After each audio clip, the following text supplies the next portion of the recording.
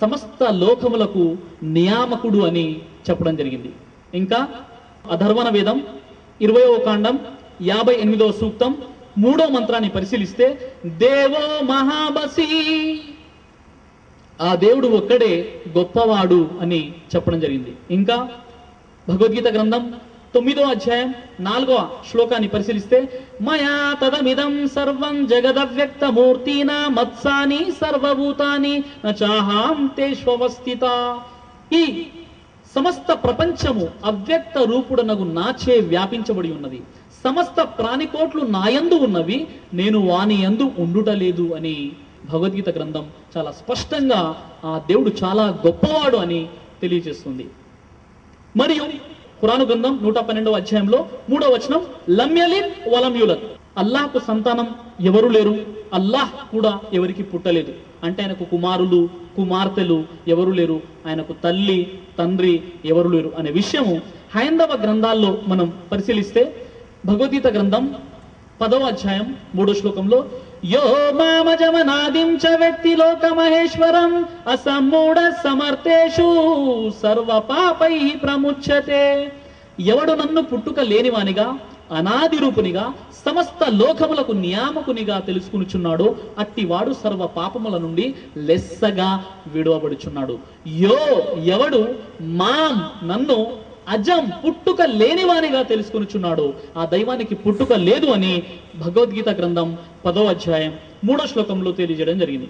ఇంకా శ్వేతోపనిషత్ 6వ అధ్యాయం 9వ మంత్రాన్ని పరిశీలిస్తే నతస్య కచ్చిత్ పతిరస్తి లోకేన చేసిత నైవ చ తస్య లింగం సకారణం కరణాధిపాధిపో నచస్య కచ్చిజ్ఞనిత నచాధిపః.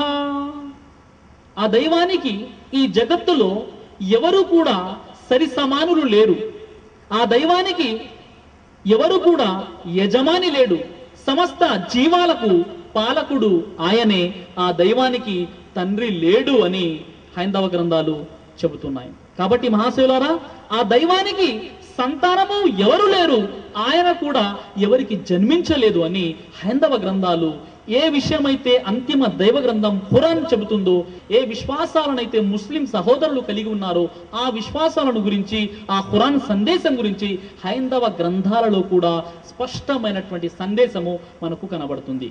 ఇంకా ఖురాను గ్రంథంలోని సూరే అల్ ఇఖ్లాస్ లో 112వ అధ్యాయంలోని 4వ వచనం వలం యకుల్లహు కుఫువన్ అహద్, ఆ దైవానికి సరి సమానులు సాటి మేటి ఎవరు లేరు.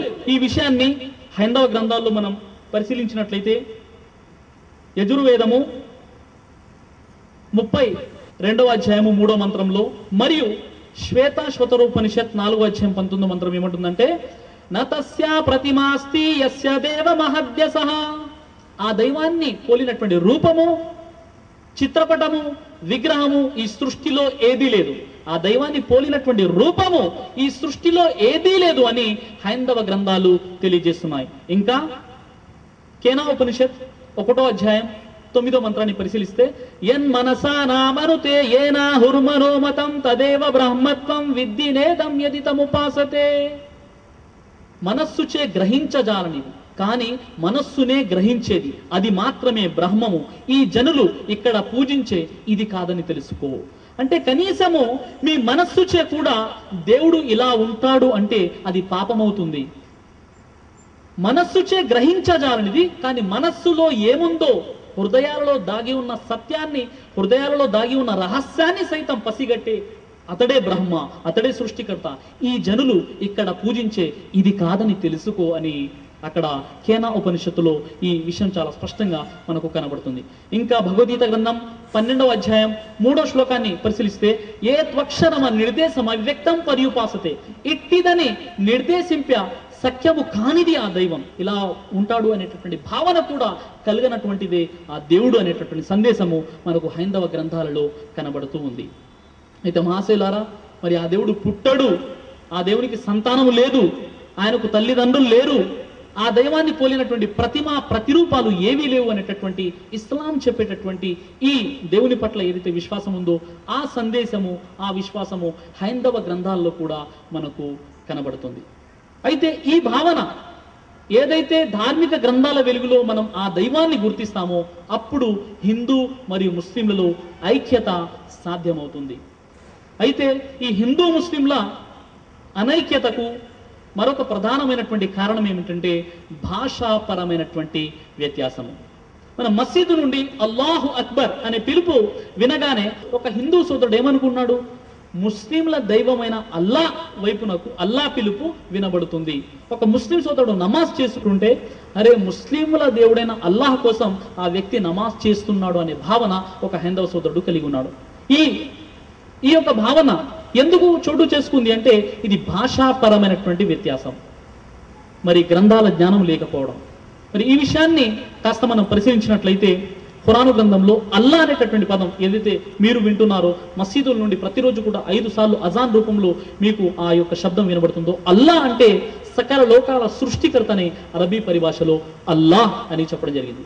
అల్లా అంటే ఒక మతానికి సంబంధించినటువంటి దేవుడి పేరు కాదు, అల్లా అంటే ఒక బాబా కాదు, అల్లా అంటే ఒక దర్గా కాదు, అల్లా అంటే ఒక జెండా చెట్టు కాదు.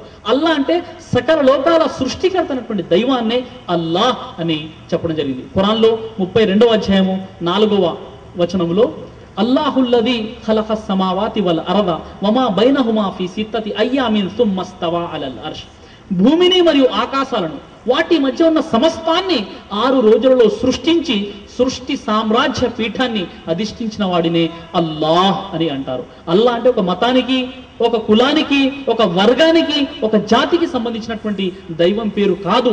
అల్లా అంటే సకల లోకాల సృష్టికర్త అయినటువంటి దైవం పేరే అల్లా అని ఖురాను గ్రంథం చాలా స్పష్టంగా తెలియజేస్తుంది. మరి అల్లా అంటే అల్లా అనే పేరు ఇది కేవలం ఖురాన్లో వాడబడిందా అంటే కాదు, ప్రాచీన గ్రంథాలైనటువంటి వేదాలలో కూడా అల్లా అనేటువంటి పదం వాడబడింది. మనము ఋగ్వేదాన్ని పరిశీలిస్తే ఋగ్వేదంలో 2వ మండలం 1వ సూక్తం 11వ మంత్రం, ఋగ్వేదం 3వ మండలం 30వ సూక్తం 10వ మంత్రం, ఋగ్వేదం 9వ మండలం 67వ సూక్తం 30వ మంత్రంలో అల్లాహ్ యొక్క మూల పదమైన ఇలాహ్ అని వాడబడింది. ఇంకా 108 ఉపనిషత్తుల్లో ఒక ఉపనిషత్తు పేరు అల్లో ఉపనిషత్. అల్లో ఉపనిషత్ ప్రథమాధ్యాయాన్ని 1వ మంత్రాన్ని పరిశీలిస్తే అల్లో జ్యేష్టం పరమం బ్రాహ్మణో అల్లా, అల్లో రసూల ముహమ్మద్ వరస్య అల్లో అల్లా అనేటటువంటి మంత్రాలు అక్కడ మనకు కనబడతాయి. అల్లో జ్యేష్టం పరమం, అల్లా మొదటివాడు, బ్రహ్మనో అల్లా ఆ పరబ్రహ్మయే అల్లా, అల్లో రసూల అల్లా యొక్క సందేశహరుడు ముహమ్మద్ సల్లల్లాహు అలైహి వసల్లం వారు అల్లాహ్ యొక్క దైవ ప్రవక్త అని ఈ విషయము హైందవ గ్రంథాలైనటువంటి అల్లా ఉపనిషత్తులో ఈ విషయం మనకు కనబడుతుంది. ఇంకా మహాశయులారా, ఖురాన్ గ్రంథాన్ని మనం పరిశీలిస్తే ఖురాన్లో సూరే బనీ ఇస్రాయిల్ 17వ అధ్యాయము 110వ వచనం ఏమంటుందంటే బిస్మిల్లాహిర్ రహ్మానిర్ రహీం కుల్ ఇదుల్లాహ్ అవిదుర్ రహ్మాన్ అయ్యమ్మా తదూ ఫలహుల్ అస్మాఉల్ హుస్నా, మీరు ఆ దైవాన్ని అల్లా అని పిలవండి లేదా అనంత కరుణామయుడు అని పిలవండి, అల్లాహకు మంచి పేర్లు ఉన్నాయి, మీరు ఏ పేరుతోనైనా పిలవండి అనేటటువంటి విషయము అక్కడ మనకు కనబడుతుంది. అంటే ఆ దైవానికి మంచి పేర్లు ఉన్నాయి కాబట్టి ఆ పేర్లతోనే మీరు పిలవండి, వేరే పేర్లతో పిలవకండి అని ఖురాను గ్రంథం తెలియజేస్తుంది. ఈ విషయాన్ని మనం ఋగ్వేదం 1వ మండలం 164వ సూక్తం 46వ మంత్రం, ఋగ్వేదము 10వ మండలం 114వ సూక్తం 5వ మంత్రాన్ని పరిశీలిస్తే ఏకం సత్ విప్ర బహుదా వదంతి, సత్యము ఒక్కటే, దేవుడు ఒక్కడే, కానీ పండితులు విభిన్న పేర్లతో పిలుస్తారు అనే విషయము అక్కడ మనకు కనబడుతుంది. ఇంకా ఋగ్వేదం 2వ మండలం 1వ సూక్తం 3వ మంత్రాన్ని పరిశీలిస్తే అక్కడ ఆ దైవానికి 33 పేర్లు ఉన్నాయి అనే ప్రస్తావన ఉంటుంది. అందులో ఒక పేరు ఏమిటంటే బ్రహ్మ. బ్రహ్మ అంటే ఇది సంస్కృత పదం, తెలుగులో దీన్ని అనువదించినట్లయితే సృష్టికర్త, పుట్టించేవాడు, ఇంగ్లీష్లో క్రియేటర్, అరబ్బీలో ఖాలిక్ అనే అర్థం వస్తుంది. కానీ చాలా మంది సోదరులు బ్రహ్మ అంటే ఆయనకు 4 తలలుంటాయి, ప్రతి తలపై ఒక కిరీటం ఉంటుంది, ఆయన కమల పుష్పంపై కూర్చొని ఉంటాడు అనే భావన ఇది వేదాలకు విరుద్ధమైనటువంటిది. ఎందుకంటే యజుర్వేదం 32వ అధ్యాయం 3వ మంత్రం, శ్వేతాశతర ఉపనిషత్ 4వ అధ్యాయము 19వ మంత్రంలో నతస్య ప్రతిమాస్తి, ఆ దైవాన్ని పోలిన ప్రతిమ ప్రతిరూపాలు ఏవి కూడా లేవు అనే విషయం అక్కడ మనకు కనబడుతుంది. కాబట్టి బ్రహ్మ అంటే దీని అర్థము సృష్టికర్త, పుట్టించేవాడే. కానీ మరి కొంతమంది సోదరులు భావించేలా ఆయనకు 4 తలలు ఉంటాయి, ప్రతి తలపై ఒక కిరీటం ఉంటుంది, ఆయన కమల పుష్పంపై కూర్చొని ఉంటాడు అంటే ఇది వేదాలకు విరుద్ధమైనటువంటి విషయం. ఈ బ్రహ్మ అనేటువంటి పదం మనం అరబ్బీలో దీన్ని ట్రాన్స్లేషన్ చేసినట్లయితే ఖాలిక్ అనే అర్థం వస్తుంది. కాబట్టి మరి హిందూ ముస్లింలలో మరి మరొక ప్రధానమైనటువంటి ఈ అనైక్యతకు కారణం ఏంటంటే ఈ భాషాపరమైనటువంటి వ్యత్యాసము. ఎవరైతే అల్లాగా సృష్టికర్తగా మరి ముస్లిం సోదరులు భావిస్తున్నారో ఆ అల్లా అంటే అతడు ముస్లింల దైవం అనే భావన ఎప్పుడైతే సమాజంలో చోటు చేసుకుందో ఇది కూడా అనైక్యతకు ఒక కారణం అయిపోయింది. అయితే మహాశయులారా, మరి నేను నా ప్రసంగంలో ప్రారంభంలో తెలియజేశాను, ఒక హైందవ సోదరుని మనం అడిగినప్పుడు మరి మీ దేవుడు ఎవరు, లేక దేవుళ్ళు ఎంతమంది ఉన్నారు అంటే దేవుడైతే ఒక్కడేనండి, కానీ ఆ దైవం విభిన్న రూపాలలో అవతరిస్తూ ఉంటాడు, కాబట్టి చాలా మంది దేవుళ్ళు అనేటటువంటి ప్రస్తావన హైందవ సోదరులో ఈ యొక్క ఆలోచన చోటు చేసుకుని ఉంది. వాస్తవానికి ఆ దైవము వివిధ రూపాలలో అవతరిస్తాడా అనేటటువంటి విషయాన్ని కాస్త మనం పరిశీలించినప్పుడు ఖురాను గ్రంథం సూరే అల్ ఖద్ 97వ అధ్యాయము 4వ ఆయతలో తెలియచేయడం జరిగింది. బిస్మిల్లాహిర్ రహ్మానిర్ రహీం వరూహు ఫీహా బిఇజ్ని రబ్బిహిం మిన్ కుల్లి అమ్ర్. ఆత్మ, దైవదూతలు తమ ప్రభు తరపు నుండి అవతరిస్తాయి. అవతారం అనేది ఉంది, కానీ ఎవరు అవతరిస్తారు? సకల లోకాల సృష్టికర్త అయినటువంటి అల్లా మాత్రం అవతరించడు. అల్లా తరపు నుండి ఒక దూత అవతరిస్తుంది. ఈ మానవాళిని సంస్కరించడానికి 1,24,000 మంది ప్రవక్తలను దైవం పంపించాడు. రమారమి 1,24,000 మంది ప్రవక్తలు ఈ ధరణిపై, ఈ భూమిపై దేవునిచే పంపబడ్డారు. వారి యొక్క ముఖ్య ఉద్దేశం ఏంటి? ఈ చెదిరిపోయినటువంటి మానవాళిని ఒక సంఘంగా తీర్చిదిద్దాలి, వారికి దైవ సందేశాన్ని అందజేయాలి, పరలోకం గురించి గుర్తు చేయాలి. ఈ సందేశం చెప్పడానికి దైవం అవతరించలేదు, కానీ దైవ దూతలు ప్రవక్తల వరకు వచ్చాయి. దైవ సందేశాన్ని దైవ దూత తీసుకొచ్చేసింది. ఆ దూత పేరు ఖురాన్లో జిబ్రాయిల్ అలైహిస్సలాం అని అంటారు.